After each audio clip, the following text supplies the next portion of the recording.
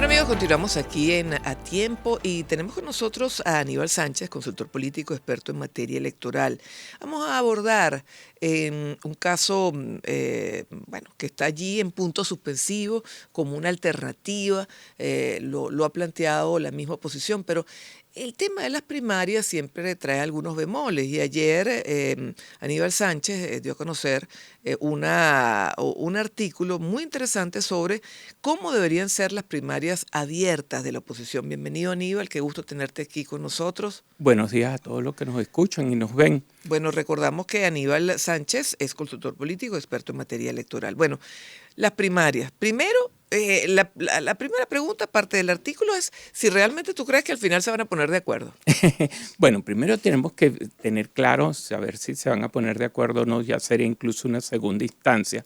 Primero hay que dejar claro de por qué surge la idea o la propuesta de una primaria. El mecanismo de la primaria no es solo para la oposición el mecanismo que le va a permitir seleccionar un candidato unitario. Que hablemos de candidatos unitarios necesariamente no es sinónimo de único. ¿Okay? En un ecosistema donde existen 42 partidos nacionales, de los cuales 30 pudieran estar ligados a la oposición. Y fíjate que cuando te hablo de 42 partidos nacionales, son vigentes, o decir, capacitados ante el CNE para hacer postulaciones. Son los partidos que actuaron en las últimas elecciones municipales y regionales. La forma vamos a decir, de aglutinar a todos esos partidos pudiera ser el mecanismo de las primarias, pero una primaria que, como te dije, no solo es el mecanismo de selección de un candidato, sino que les permita a ellos consensuar en un plan de acción política, que les permita consensuar en función de una idea, de un programa de gobierno futuro que pudiera llevar adelante un gobierno que, a mi parecer, debe tener las características de un gobierno de transición. Que cuando hablamos de transición nos meteríamos en otro tema, por ahí se ha hablado incluso de que es posible una transición sin cambio político. Indudablemente, eso es factible, debe estar en los escenarios. Pero ahorita lo que nos aboca... Una transición que parta, bueno, desde el propio gobierno o desde el propio chavismo, exactamente. Desde el propio chavismo, sectores vinculados. Exactamente. Ahora, en lo que nos atañe ahorita, que es el tema de las propuestas de las primarias, hemos estado escuchando a muchas personas, así como hay personas que incluso no creen en las primarias porque creen que hay que ir directamente en un consenso. Eso es validero en otros escenarios. Cuando estamos constituyendo lo que sería plataformas electorales unitarias, siempre trabajamos el tema del consenso. Yo a veces he practicado un dogma por ahí que dice tanto consenso sea posible como primarias necesarias. Pero en esta oportunidad la primaria también pudiera ser ese mecanismo que ayude a motivar, a movilizar y a organizar la oposición, sobre todo aguas abajo. Fíjate que ahorita... Sin embargo, hay quien dice, y perdona que te interrumpa, pero hay quienes dicen que la primaria deja después unas fracturas muy indudablemente, fuertes. por eso que ahorita cuando toquemos bien los puntos, hay un tema, hay un punto, el que yo elaboro como el punto número 6, que trabaja ese tema de eliminar un poco las fracturas y de crear más piso político. El primer punto, para entrar propiamente en el tema de las propuestas, es el punto que tiene que ver con la necesidad de tener un árbitro, un ente que va a ser el organizador de estas primarias o de este mecanismo de selección, que debe ser una persona indudablemente que dominen el tema y sobre todo que siembren confianza. Hay muchos han lanzado la propuesta de que si son personas ligadas a la academia, que si son personas identificadas con determinada ONG, pero lo que sí valdría la pena es darle una recomendación a esas personas que tienen la aspiración de formar parte de esta institución o de esta comisión organizadora,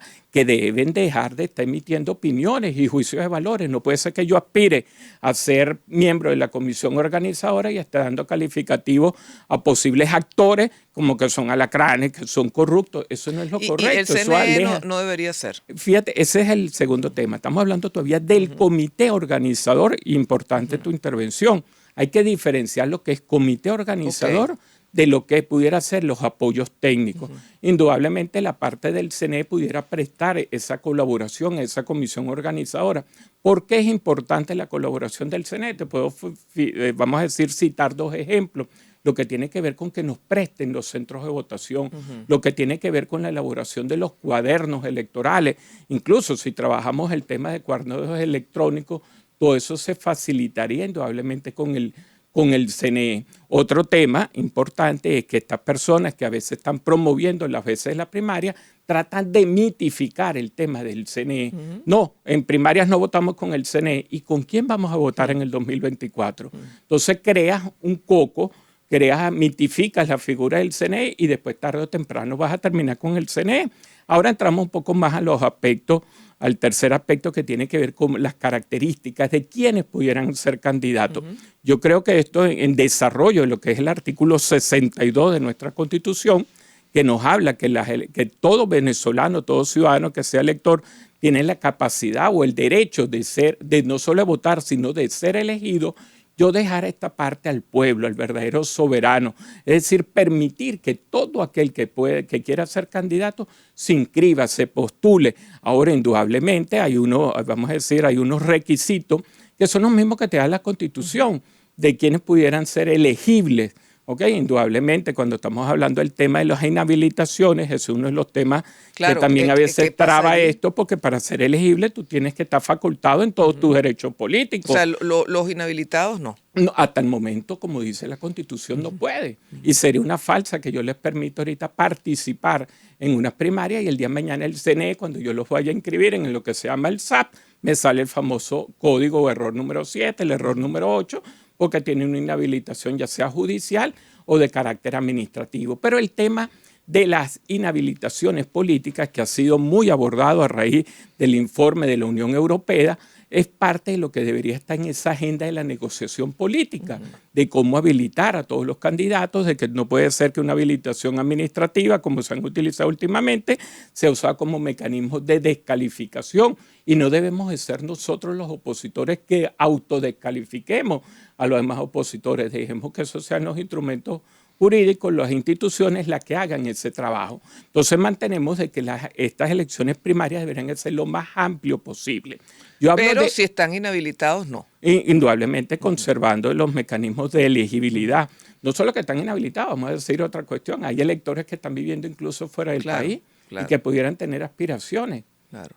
Entonces son muchos los temas, incluso no necesariamente las postulaciones tienen que venir de una organización con fines políticos o partido político, pudiéramos trabajar incluso el tema de la iniciativa propia, sobre todo ahora que se está hablando mucho de candidaturas independientes, de los que algunos llaman los outsiders. Sí. Outsiders, que a la hora de la verdad muchos de esos outsiders, yo sí creo que pudiera estar dadas las condiciones para que surja un outsider, pero muchos de lo que esas personas llaman outsiders técnicamente son insiders con comportamientos outsiders. Es decir, que son personas del mundo político, pero que no están en las esferas, no están en los estatus quo. No puede venir de otra esfera económica, sí, indudablemente que puede, pero en un sistema de mecanismo de primaria. Un artista en otros países. Sale mucha gente del mundo de la comunicación social, del mundo de la farándula, ha salido muchísimo. Sí. Okay, ahí tenemos, por ejemplo, un ejemplo que está ahorita en la realidad, el presidente de Ucrania. Sí. ¿De dónde viene el presidente de Ucrania? Okay, venía de un programa de un búsquenlo en Netflix, ahí está su película. Exactamente, él hizo su papel de presidente en las tablas antes de llegar al poder. Pero estábamos entonces en el tema de que deben ser amplias, pero también estas elecciones deben ser abiertas.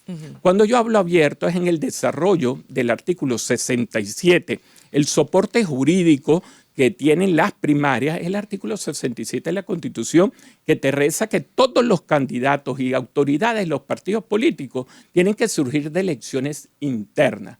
Pero en este caso, como no sería una elección interna propiamente del partido MUP o del partido X, tiene que ser abierta, es decir, abierta en el sentido de la militancia, pero no abierta completamente porque vuelvo a conservar los requisitos de lo que sería un elector. Y para tú ser elector necesariamente no es que tengas solo los 18 años y cédula laminada aún vencida. Tienes que estar en un registro electoral. Esto es importante porque también han surgido por ahí las propuestas de que vote toda la diáspora, de que vote todo el mundo donde esté, de que se utilicen aplicaciones electrónicas o telefónicas, y realmente esto sería María Isabel, prácticamente hacer una consulta en un mercado electoral irreal. Claro, porque la pregunta es si esas personas van a poder votar no en las van a elecciones. poder votar en el 2024. Claro. Lamentándolo mucho, Sí. en Venezuela, de la diáspora, vamos a usarlo como ejemplo, son solo 108,000 electores los que están inscritos en el registro electoral. Pero esto no significa que no utilicemos el mecanismo de las primarias, indudablemente para negociar, hay que negociar el tema del voto exterior. ¿Por qué? Porque el voto en el exterior se ejerce prácticamente en 85 ciudades nada más del planeta, que es donde tenemos oficinas consulares o embajadas.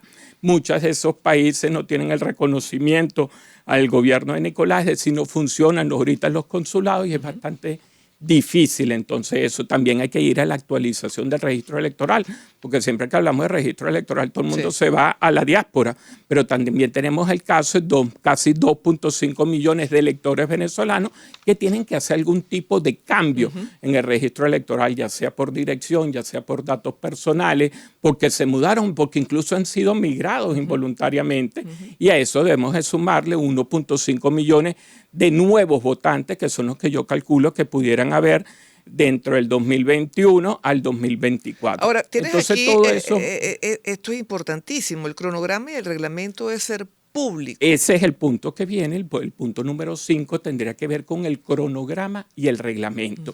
Es necesario que tanto los electores como aquellos posibles candidatos conozcan las reglas del juego, las bases comiciales con que vamos a ir. Mira, va a ser un proceso que se va a desarrollar en los 335 mecanismos. El mecanismo de adjudicación de la candidatura va a ser por mayoría simple. Incluso ha surgido ahí la propuesta en el reglamento de algunos. Yo en un momento le expliqué de que por qué ir una doble vuelta. Y la doble vuelta es la respuesta indudablemente al fraccionamiento. Cuando existe la posibilidad de que inscriban 15, 12 electores, pudiera darse el caso incluso de que el candidato que salga favorecido y que después tenga la nominación de candidato unitario, prácticamente venga con un piso político del 10 o del 12%. Ahora fíjate, estamos conversando con Aníbal Sánchez, consultor político, experto en materia electoral. Hay quien dice que incluso se elija como una suerte de terna, previendo que se pueda inhabilitar a futuro al candidato. No solo eterna, yo he hecho para algunos medios de comunicación incluso otra propuesta, porque si se trata de crear piso político, ¿por qué en las bases comiciales no queda estipulado algo de que el que quede no solo ir a la segunda vuelta, sino que el que quede segundo, porque no es parte de la fórmula, porque no acompaña al que quedó de primero como vicepresidente? Son muchas cosas que se pueden ir trabajando para ir creando lo que es importante, que es el sentido o vamos a decir la oportunidad de ganar competitividad.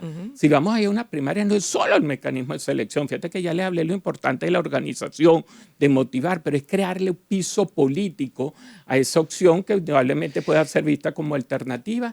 Y esta parte de que escojamos de una vez el vicepresidente pudiera ser una fórmula. Y otro que es importante, que es el punto número 6, María Isabel.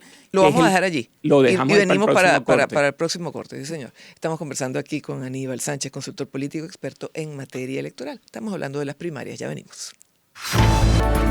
7:16, continuamos conversando con Aníbal Sánchez, consultor político, experto en materia electoral. Habíamos quedado pendiente en un punto neurálgico, importante, de estos que viene desarrollando Aníbal Sánchez. Y bueno, dentro de todo esto hay que hablar también de compromiso a los resultados que se den. Pero bueno, tú estabas desarrollando el punto... El punto número 6 de vamos a esta decir, agenda. una forma didáctica.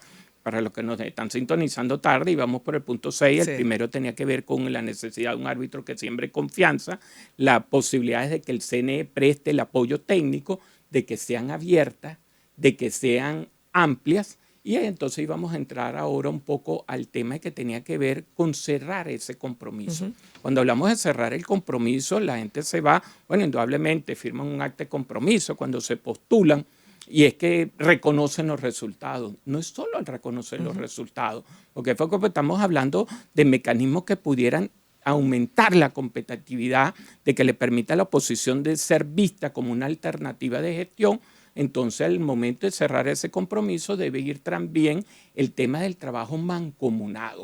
Algunos han hablado que estas primarias pudieran ser para elegir, no saben ni a veces lo que se le estaría eligiendo, hablan de que pudiera estar hablando de la conducción del bloque de la oposición. Es distinto lo que es la parte gerencial a lo que es el producto que en esta oportunidad sería ese candidato unitario. Entonces la parte de lo que tiene que ver con Un ese candidato trabajo, es un candidato. candidato es candidato, candidato para nosotros Sí, los técnicos es un producto sí, que debemos de exacto. colocar. Y otra parte es la parte que lleva la Tras administración, la bambalinas, gerencia, lo que claro. es el comando de campaña, la parte estratégica.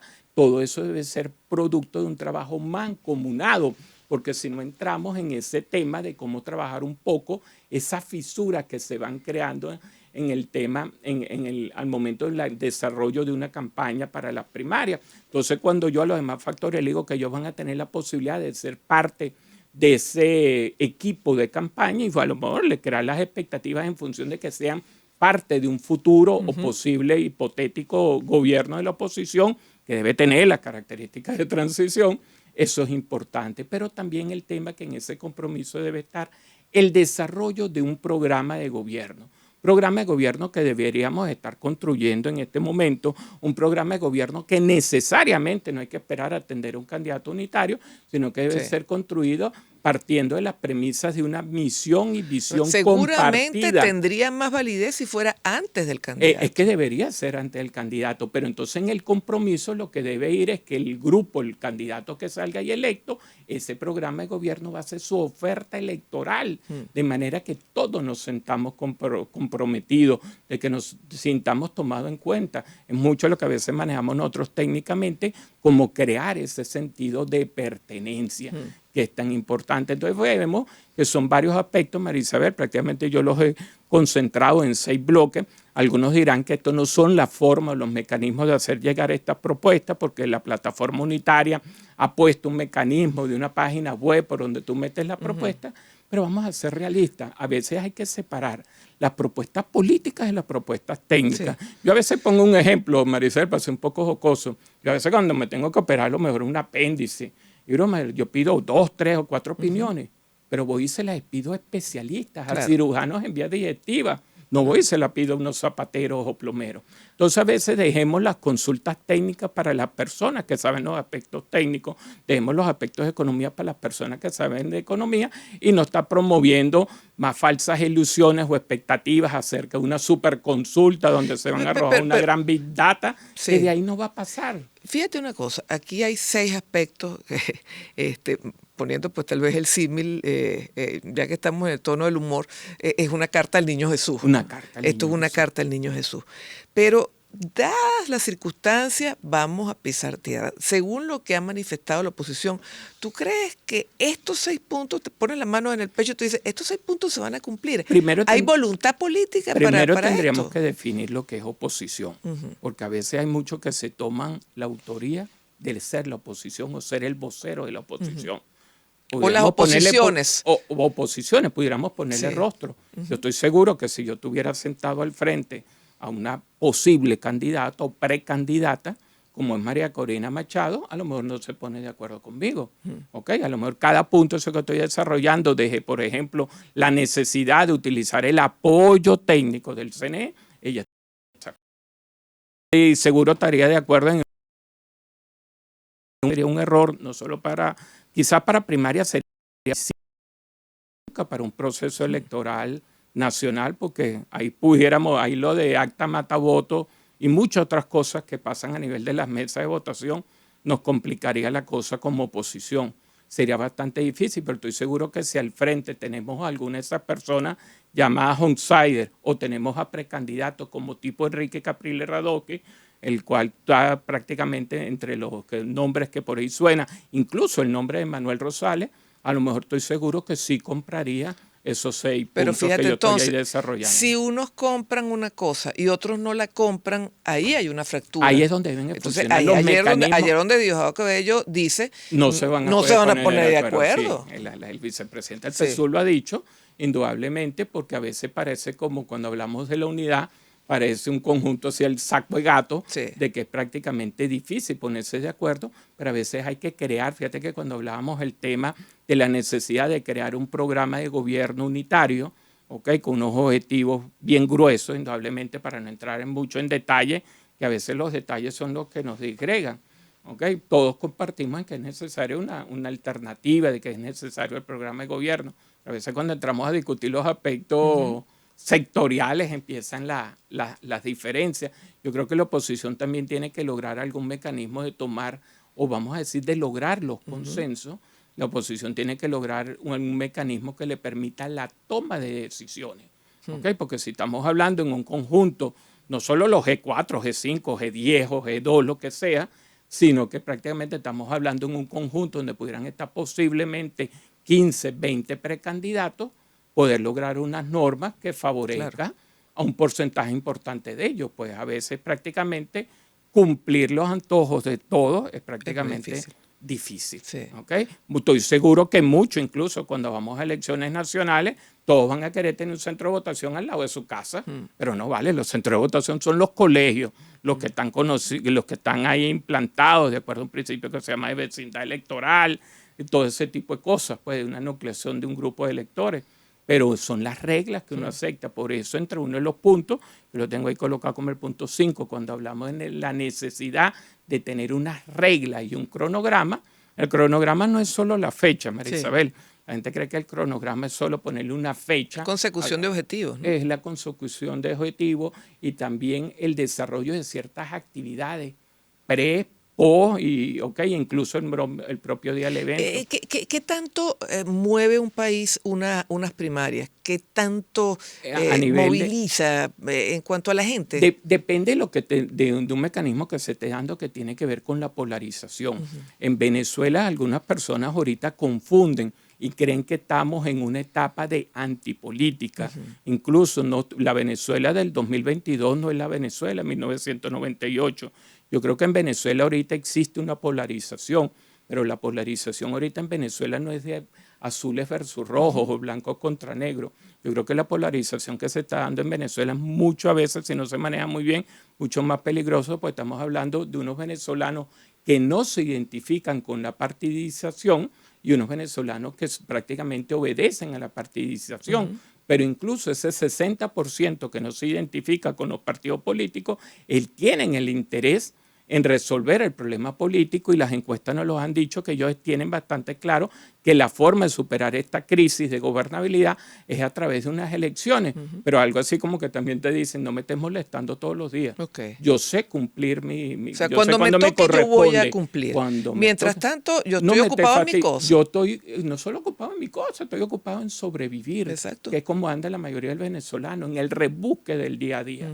Entonces eso a veces hay que entenderlo. Yo creo que el venezolano va a dar una elección el día que corresponda votar, pero esta elección tiene que ser primaria, tiene que ser muy organizada. ¿Que los políticos se están conectando poco con esa realidad del venezolano? No solo que es poco, yo creo que hay no solo que hay una desconexión con el sentir del pueblo venezolano, sino también una desarticulación.